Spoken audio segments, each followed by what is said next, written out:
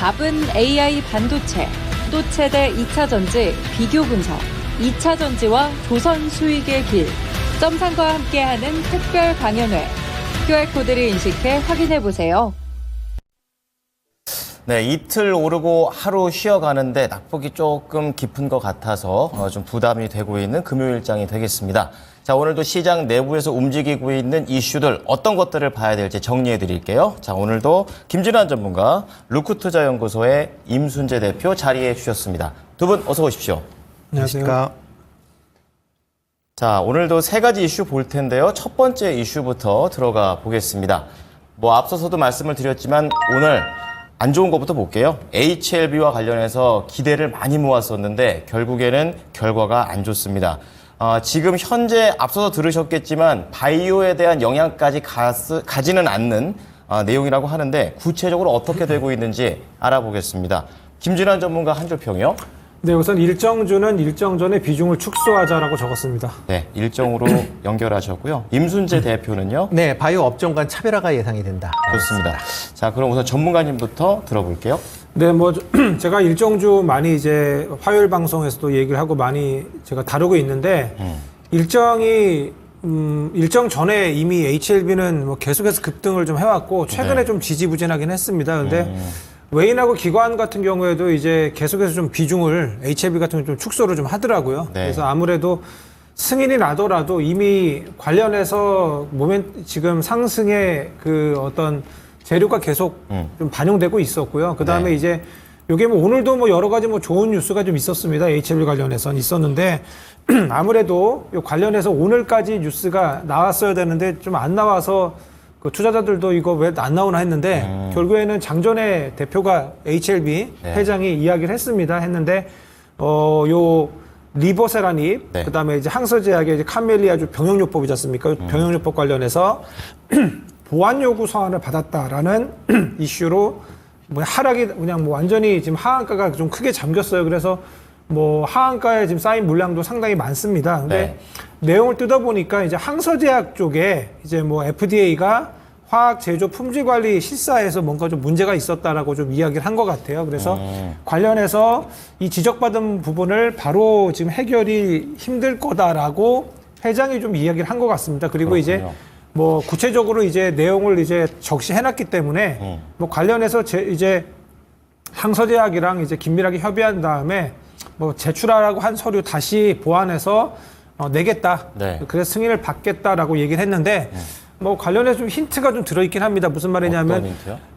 요 리보세라닙에는 문제가 좀 없어 보입니다. 네. 없어 보이는데 항서제약 쪽에 좀 문제가 있고 근데 이제 우리 투자자 입장에서는 우리 주식 시장에서 보면은 항상 그 불확실성에 대해서 안 좋죠. 제일 싫어해요. 네, 맞아요. 잘 지금 좋든지 이게- 나쁜지 좀 확실한 게 낫죠. 네, 맞아요. 이게 네. 언제금 다시 승인이 되는지, 보완 서류 언제 내고 이게 얼마나 걸릴지에 대해서 불확실한 겁니다. 그런 거군요. 예, 그래서 약에 대해서는 저도 괜찮아 보입니다. 이게 만약에 승인을 만약에 받게 되면 국내 어떤 최초거든요. 그런 FDA 어떤 승인권에 관해서 항암 치료제가 FDA를 문턱 넘는 거는 최초기 때문에 저도 네. 기대가 좀 됐었는데 저도 그래서 여러 프로에서 얘기를 했습니다. HLB 같은 제약바이오는 다 괜찮을 수 있습니다. 이제 이제 우리 아스코도 있고 관련주 보셔도 된다라고 했는데 HLB는 좀 일정이 너무 임박했어요라고 얘기를 했어요. 그래서 모르겠습니다. 오늘 하한가 물량이 너무 많이 잠겨서 투자자분들 너무 힘드실 수 있겠는데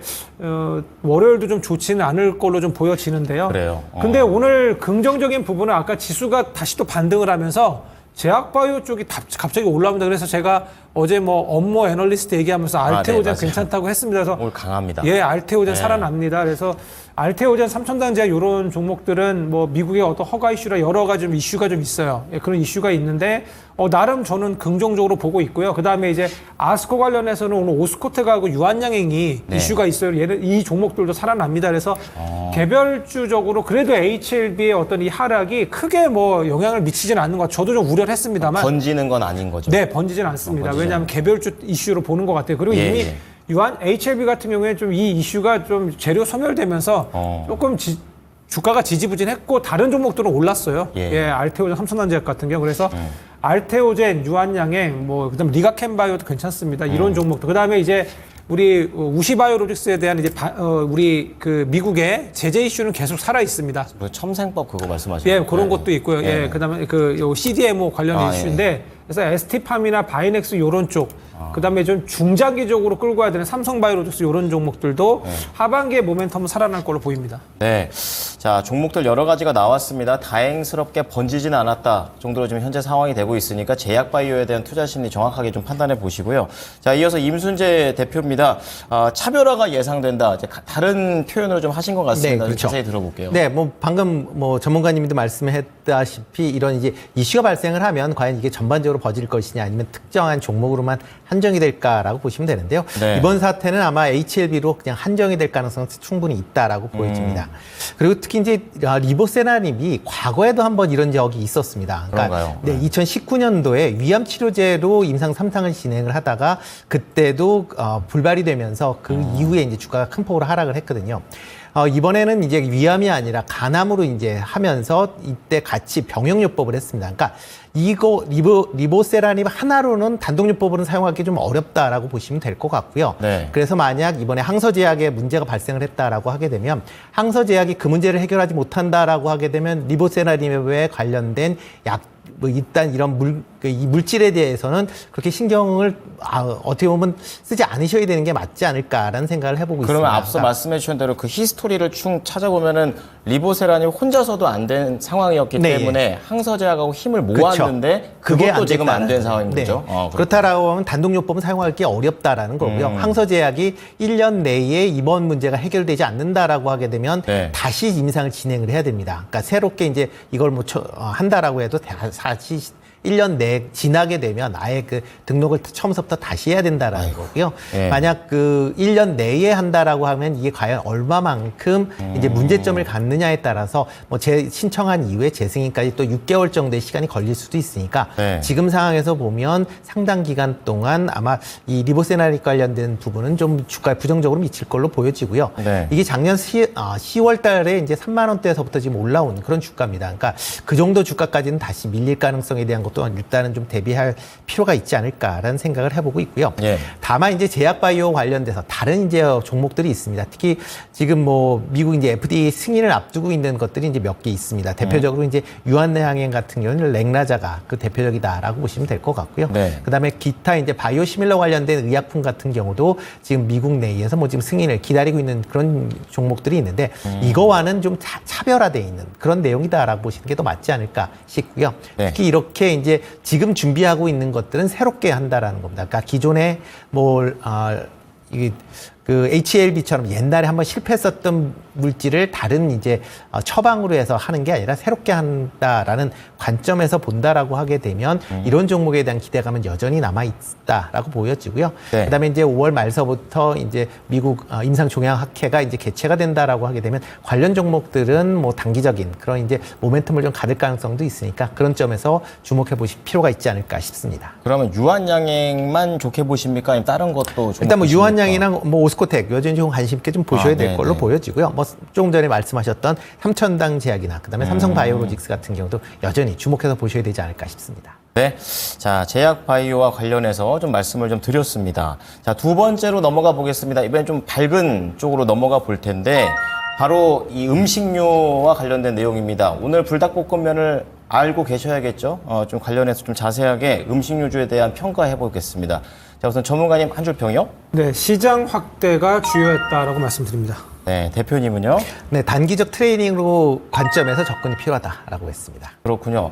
뭔가 의견 차이가 좀 있는 것 같습니다. 단기적으로 봐야 된다. 어떻게 보면은 이제는 좀 더 판매처도 좀 넓어지고 이러니까 중장기도 괜찮지 않을까 싶은데 왜 단기가 우선 돼야 될까요? 네, 뭐 음식료 관련된 종목들이 오늘 좀 강한 그런 흐름세를 보이고 있습니다. 뭐 일단 1분기 실적이 뭐 시장 예상치를 상회하는 그런 이제 모습을 보였다라는 거고요. 2분기에도 여전히 실적 개선세가 기대가 된다라는 점에서는 긍정적으로 이제 보여집니다. 그리고 네. 최근에 이제 곡물 가격, 뭐 기상 이변으로 인해서 뭐 브라질에 뭐 지금 대홍수가 지금 발생하다 보니까 대두나 옥수수 같은 곡물 가격이 좀 상승을 하고 있고요. 그다음에 기상 이변과 관련돼서 김의 가격도 지금 들썩이고 있는 그런 상황이다라고 보면 뭐 이런 게 이제 전반적으로 지금 상황에서는 이런 음식료 관련된 종목의 상승세를 이끌어가고 있다라고 보실 수 있습니다. 네. 그렇지만 이런 음식료 관련된 제품들, 그러니까 종목군들의 이제 가장 큰 특징이 원자재 가격이 올라가면 이거에 따라서 제품 가격대를 인상을 한다라는 관점으로 이제 시장에서 접근한다라고 보시면 될 것 같고요.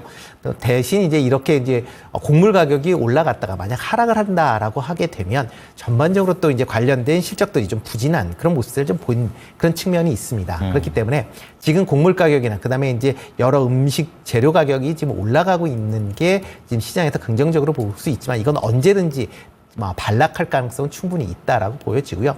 그렇기 때문에 물론 이제 그게 시기가 언제냐라는 부분은 분명히 있겠지만 그런 관점에서 본다라고 하게 되면 이런 이슈가 나왔을 때 단기 트레이딩 관점으로 접근하시는 게 아직까지는 좀 더 맞지 않을까라는 생각을 해보고 있습니다. 네. 어쨌든 시장의 그런 관심도와 같이 호흡을 맞춰야 된다는 말씀이신데 그렇다면 단기적 트레이딩 관점에서 어떠한 종목들 보십니까? 네, 뭐 오늘 이제 수산주, 뭐 이번 주에 수산주가 상당히 좀 강한 맞아요. 그런 모습을 보이는데요. 이런 수산주가 강한 거는 이제 4월부터 김의 그러니까 조미김이죠. 김의 이제 재료비가 뭐 아까 브리핑에서 나왔듯이 작년 대비 80%가 올랐습니다. 네. 그러다 보니까 조미김의 그 가격도 20-30%씩 지금 올리고 있는 그런 상황이고요. 이런 조미김의 이런 가격이 올라간다라고 하게 되면 2분기 실적이 이게 반영이 될 걸로 예상이 되기 때문에 네. 실적이 좋아질 걸로 보여지고요. 특히 이와 더불어 이제 빙과류 같은 경우는 올 여름 더위가 예상보다 좀 평년보다 좀 더 더울 것이다라는 뭐 지금 장기 예보가 나와 있는 그런 상황입니다. 그렇다라고 하게 되면 올해 이런 빙과류에 대한 매출 성장세가 기대가 된다라는 게 지금 주가에 반영이 됐으니까요. 뭐 단기적으로 본다라고 하게 되면 뭐 빙그레나 뭐 그다음에 CJ 시푸드, 그다음에 농심 좀 관심 있게 보시면 좋을 것 같고요. 브라질에 관련된 뭐 이런 뭐 여러 얘기가 나오다 보니까 커피와 관련된 한국 맥널티도 관심 있게 좀 보시면 어떨까 싶습니다. 네, 자, 음식료주는 이런 계절적 요인들 계속해서 팔로우 하셔야겠습니다. 자, 이어서 전문가님께서는 관련해서 어떻게 생각하십니까? 네, 제가 뭐 실적을 쫙 다 한번 뽑아봤거든요. 풀무원, 빙그레, 뭐 그다음에 오늘 나온 뭐 CJ 뭐 제일제당, 예. 뭐 요런 빙그레까지 쫙 다 봤는데 결국에는 매출은 그렇게 뭐 많이 뭐 늘은 것 같지 않은데 네. 영업이익률이 뭐 상당히 높습니다. 아진이 다들. 올라갔군요. 네, 그래서 우리 뭐 대표님께서 말씀해 주셨는데 뭐 어떤 원자재 가격 어떤 이런 좀 이슈도 있는 것 같아요. 영업이익이 상당히 높은 거 보면요. 네. 그리고 또 이제 보면은 특히나 실적이 지금 상당히 좋은 게 삼양식품인데 네. 지금 1분기 영업이익이 뭐 801억 나왔습니다. 그래서 전년 대비해서 3배입니다. 그래서 주가가 뭐 이렇게 크게 지금 반응을 하는 거거든요. 그래서 그렇군요.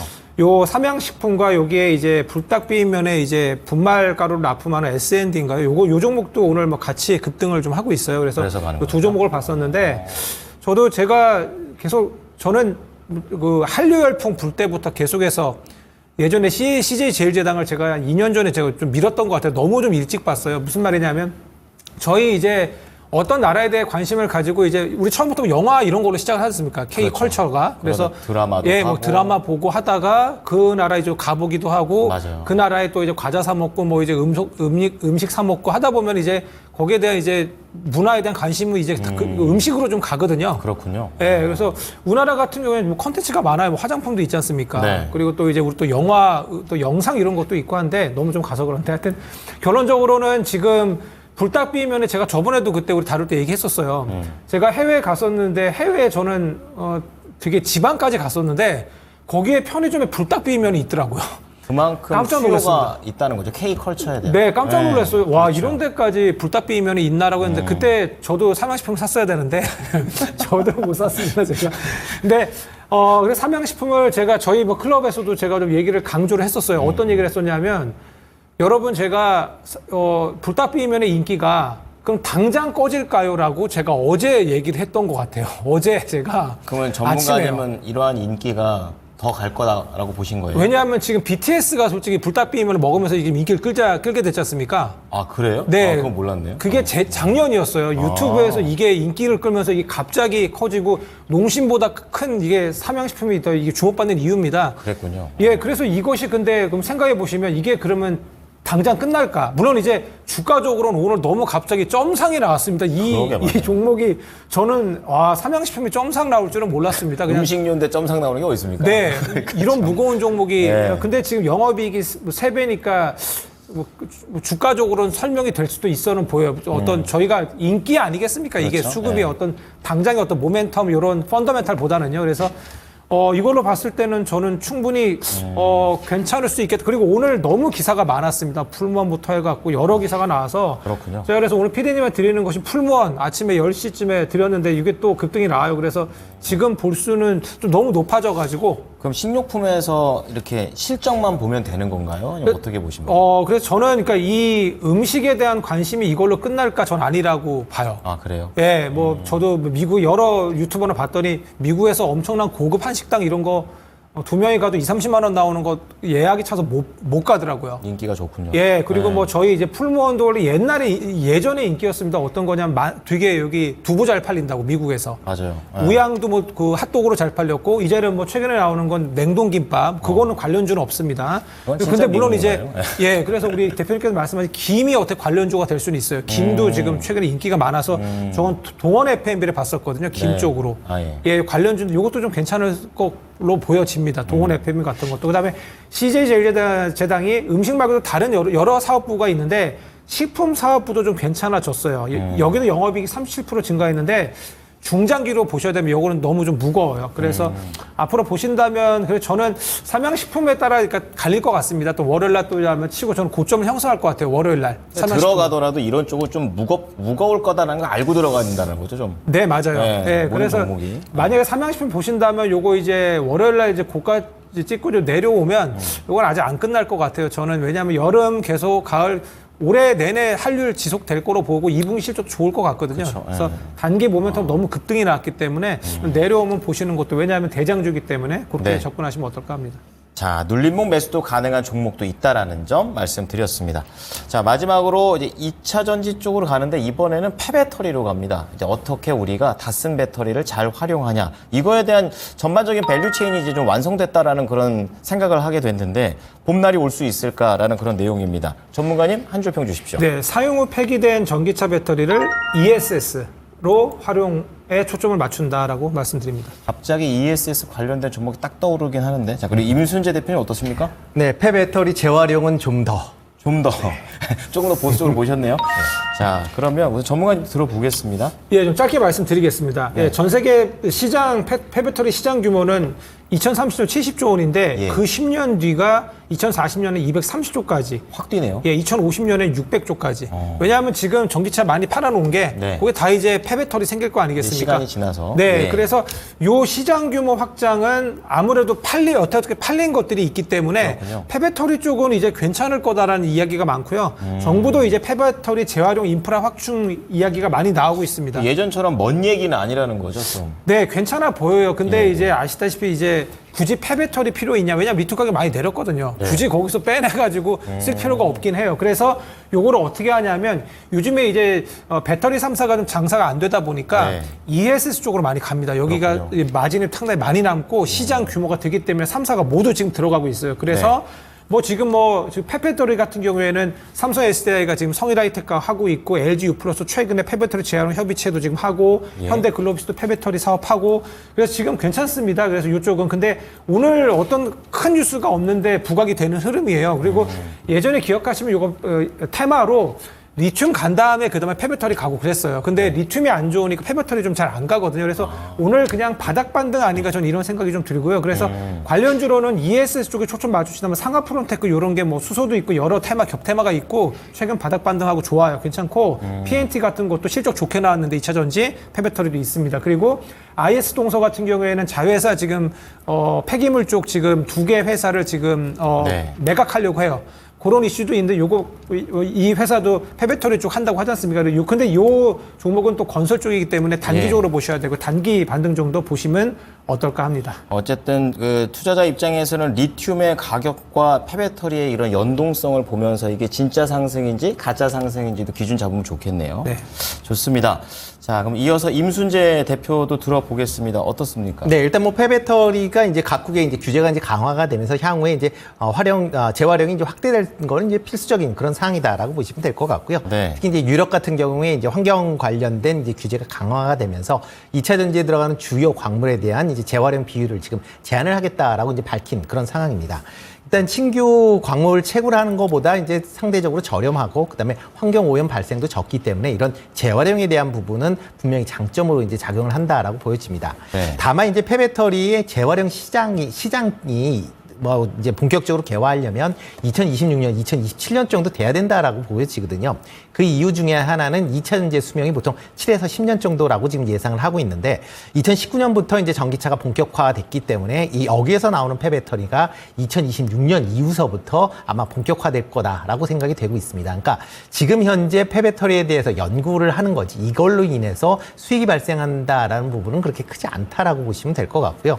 그렇기 때문에 지금은 아직까지 기대감으로 지금 이런 관련 종목들을 관심 있게 보신다라고 보면 될 것 같고 네. 지금 뭐 3원계만 지금 뭐 폐배터리를 활용한다라고 하는데 아마 조만간에 LFP 배터리도 이제 폐배터리를 이제 재활용한 형태의 그런 이제 모습이 보일 겁니다. 그러니까 그렇다라고 하게 되면 시장 규모는 커질 만큼 거기에 참여하는 기업도 더 증가한다라는 관점에서 지금보다는 아마 좀 더 시장이 개화되는 시점에서 관심을 가지시는 게 좀 맞지 않을까라는 생각을 해보고 있습니다. 네. 그러면 폐배터리와 관련해서는 종목을 뭐 따로 준비를 하셨습니까? 일단 뭐 어떻습니까? 한다라고 하기는 뭐 지금 대표주다라고 보여지죠. 성일 하이텍. 그나마 지금 그 폐배터리 관련돼서 수익이 발생하는 그런 이제 기업이다 보니까 뭐 성일 하이텍 정도 관심 있게 보시면 어떨까 싶습니다. 네. 우선은 기대치도 있지만 우선 숫자가 찍히는 종목부터 조심스럽게 보자는 의견도 제시해 주셨습니다. 오늘 두 분 의견 잘 들었습니다. 고맙습니다. 감사합니다. 네. 지금까지 이슈 플로우였습니다.